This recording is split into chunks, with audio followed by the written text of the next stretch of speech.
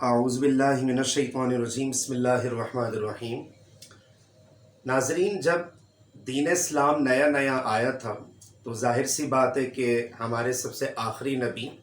حضرت محمد مصطفیٰ صلی اللہ علیہ وسلم نے اسلام کے عقائد کو پھیلانا شروع کر دیے۔ تو بہت سارے ایسے تھے کہ جن کے نصیب میں ایمان تھا تو وہ ایمان لے کر آ گئے، اور جن کے نصیب میں ایمان نہیں تھا وہ رسول اللہ صلی اللہ علیہ وسلم کے معجزات دیکھ کر بھی ایمان لے کر نہیں آئے۔ اچھا، جب اسلام پھیلا اور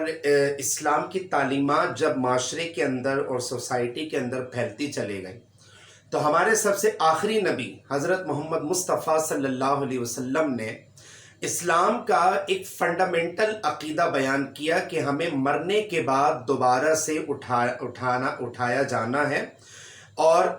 جب کل قیامت قائم ہوگی تو اللہ تبارک و تعالیٰ کے حضور ہمیں اپنی پوری زندگی کا اور پوری لائف کا حساب کتاب دینا، یعنی اکاؤنٹیبلٹی کا پروسیس ہوگا کہ زندگی کیسے گزاری اور نیک اعمال کیے یا نہیں کیے، فرائض و واجبات کی پابندی کی یا نہیں کی، حقوق اللہ کے ساتھ حقوق العباد کی پاسداری کی یا نہیں کی۔ یعنی اسلام کا ایک جو فنڈامنٹل عقیدہ ہے، بنیادی عقیدہ، کہ مرنے کے بعد انسان کو دوبارہ اٹھایا جانا۔ جب کفار نے ناظرین یہ عقیدہ سنا نا تو رسول اللہ صلی اللہ علیہ وسلم کے اوپر مذاق کرنے لگے، ہنسنے لگے کہ دیکھو، ایک تو یہ نیا ریلیجن لے کر آئے ہیں اور اوپر سے یہ کہہ رہے ہیں کہ ہمیں مرنے کے بعد دوبارہ سے اٹھایا جانا ہے۔ یار، ایک انسان ایکسپائر ہو گیا، مر گیا، اور میڈیکل سائنس آج کی یہ بھی تو کہتی ہے نا کہ انسان کے مرنے کے بعد یعنی تقریباً 3 دن کے بعد اس کا قبر کے اندر پیٹ پھٹ جاتا ہے اور کیڑے مکوڑے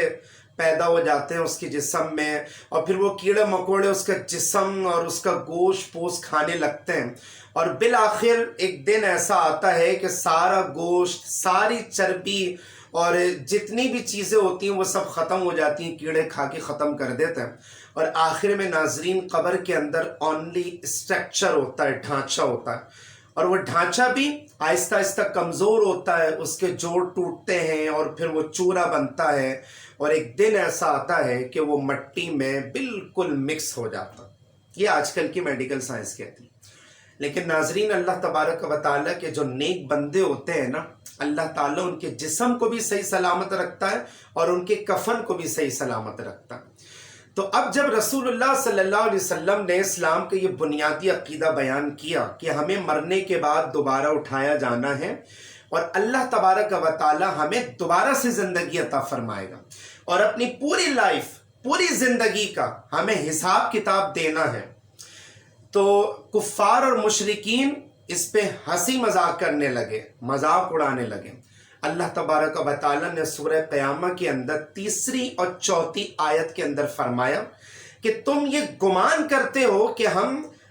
کیا تمہارا جسم نہیں بنائیں گے۔ آیت کا ترجمہ اور اس کا مفہوم عرض کر رہا ہوں کہ کیا تم یہ گمان کرتے ہو کہ ہم تمہارا کیا جسم بنانے پہ قادر نہیں ہیں، بلکہ ہم تو اس چیز کے اوپر بھی قادر ہیں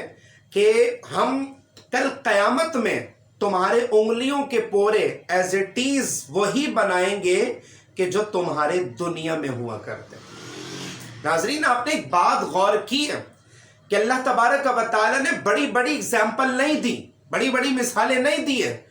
کہ ہم تمہارا چہرہ ایسا بنائیں گے جیسے دنیا میں تھا، یا تمہارے ہاتھ ایسے بنائیں گے جیسے دنیا میں تھے، یا تمہارا پاؤں یا تمہارا پورا باڈی سسٹم اور تمہارا فزیکل سسٹم اور تمہارا پورا کا پورا جو جسمانی نظام ہے ہم ایز اٹ از ایسی بنائیں گے کہ جیسا کہ دنیا میں تمہارے ہوا کرتے تھے۔ اللہ تعالیٰ نے یہ مثال نہیں دی۔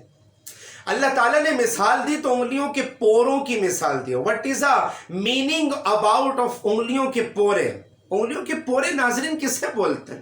انگلش میں ہم اسے فنگر پرنٹس کہتے ہیں۔ 1980 کے اندر کچھ سائنسدانوں نے ہمارے قرآن مجید فرقان حمید کی سورہ قیامہ 29واں پارہ اس کی 3 اور 4 آیت میں جب ریسرچ کی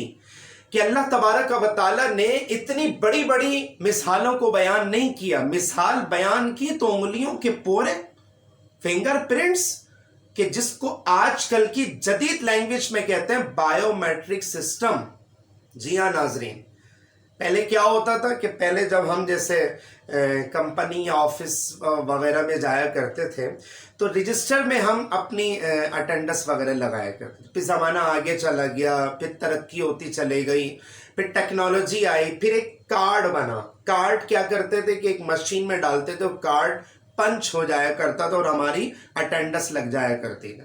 پھر دور آگے چلا گیا اور پھر اور جو ہے نا وہ زمانہ اور جدید ہوتا گیا، سائنس اینڈ ٹیکنالوجی نے ترقی کی، تو پھر ایک اور جو ہے نا وہ مشین متعارف ہوئی، اسکینر مشین، کہ آج ہم انگلیوں کے جب پورے رکھتے ہیں، قرآن کے اندر یہی بیان کیا نا سورہ قیامہ کی 3 اور 4 آیت کے اندر، انگلیوں کے پورے، اٹ مینس فنگر پرنٹس، یعنی کہ بایو میٹرک سسٹم کے ذریعے سے آج کل اٹینڈنس جب ہو رہی ہے کمپنیوں کے اندر یا دیگر اداروں کے اندر، تو وہ ایک اتھینٹک اٹینڈنس مانی جاتی ہے. یعنی آپ دیکھیں کہ جو ناظرین جو جڑواں بچے پیدا ہوتے ہیں، یعنی جو فزیکل جڑواں ہوتے ہیں نا، جن کا جسم جڑا ہوا ہوتا ہے، آپ نے ایک چیز نوٹ کی ہوگی کہ ان کی آنکھیں سیم ہیں، ان کا چہرہ سیم ہے، ان کے ہاتھ، ان کے پاؤں، ان کا پورا باڈی اسٹرکچر سیم ہوتا ہے. لیکن اگر سیم کوئی چیز نہیں ہے تو وہ ناظرین انگلیوں کے پورے ہیں. 1980 کے اندر جو سائنسدان تھے، انہوں نے جب اس آیت کے اوپر ریسرچ کی تو انہوں نے بولا کہ یار اللہ تبارک و تعالیٰ نے واقعی میں ایک ٹیکنالوجی کی چیز بیان کی ہے کہ انگلیوں کے جو پورے ہوتے ہیں نا وہ لازمی ایک انسان کے دوسرے انسان سے لازمی مختلف ہوں، کیونکہ اللہ تبارک و تعالیٰ نے اس چیز کو بیان کر دیا. آج جڑواں بچے پیدا ہوتے ہیں، آپ دیکھیں کہ ان کے چہرے بہت سارے جو ہے نا وہ آپ نے بھی اس چیز کو نوٹ کیا ہوگا، اور بہت سارے بچوں کو آپ نے دیکھا بھی ہوگا اور آبزرو بھی کیا ہوگا کہ یار بالکل سیم ہے ان کے چہرے کی شباہت کے اندر. اور میں کہتا ہوں کہ ان کے چہرے کے جو ہے نا وہ اسٹرکچر کے اندر کوئی 19-20 کا فرق بھی نہیں. یعنی میں یوں کہوں کہ سوائے ماں باپ کے باہر والے افراد اگر دیکھیں نا تو شاید کوئی فرق نہیں کر پائے، لیکن انگلیوں کے پورے ناظرین الگ ہوں گے، کیونکہ یہ ہماری مقدس کتاب قرآن مجید فرقان حمید کے اندر اللہ تبارک و تعالیٰ نے آج نہیں، ابھی نہیں، آج سے 1450 سال پہلے ہمارے سب سے آخری نبی حضرت محمد مصطفیٰ صلی اللہ علیہ وسلم کے اوپر یہ آیت کریمہ نازل فرما دی، اور مطلب بتا دیا کہ انگلیوں کے پورے جسے ہم فنگر پرنٹس کہتے ہیں وہ لازمی ایک انسان کے دوسرے انسان سے مختلف ہوں گے، کیونکہ کل قیامت میں جب ہم دوبارہ سے اٹھائے جائیں گے نا تو اللہ تبارک و تعالی ہمارے انگلیوں کے پورے یعنی فنگر پرنٹس بھی ایز اٹ از وہی بنائے گا کہ جیسا کہ ہمارے دنیا میں ہوا کرتے ہیں. اس لیے تو ناظرین علماء کرام بار بار اس چیز کی تعلیم بھی ارشاد فرماتے ہیں، ترغیب بھی دیتے ہیں، ذہن بھی بناتے ہیں، مائنڈ سیٹ بھی کرتے ہیں کہ یار صرف آپ قرآن کو رسمی طور پہ نہ پڑھیں، سال میں ایک مرتبہ رمضان شریف میں پڑھ لیے، یا دلہن جب رخصت ہو رہی ہے اس کے سر کے اوپر رکھ لیے، یا کسی گھر کے اندر جو ہے اللہ نہ کرے اگر میت ہو رہی ہے تو وہ جو ہے نا وہ قرآن مجید نکلتا ہے. ناظرین اللہ تعالیٰ نے بار بار بار بار یہ فرمایا کہ ہماری آیتوں میں غور و فکر کرو، ہماری نشانیوں میں غور و فکر کرو، اور زمین و آسمان کی تمام تر چیزوں میں غور و فکر کرو. اس غور و فکر کرنے سے ہمیں ان چیزوں کے پیدا کرنے والے اللہ تبارک و تعالی کے حوالے سے پہچان پیدا ہوگی.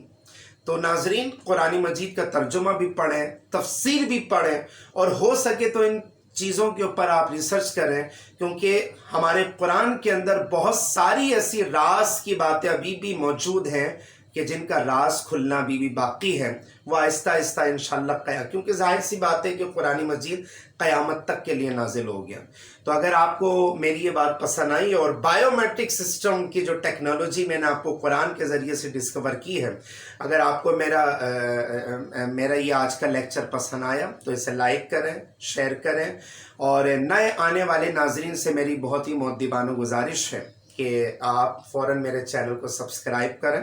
اور بیل آئیکن کو لازمی پریس کر دیں. اور آپ نے ایک چیز نوٹ کی ہوگی کہ میرے فیس بک کا پیج کا جو لنک ہے وہ بھی اسکرین کے اوپر لکھا ہوا آتا ہے. تو میرے یہ تمام لیکچرز آپ میرے فیس بک کے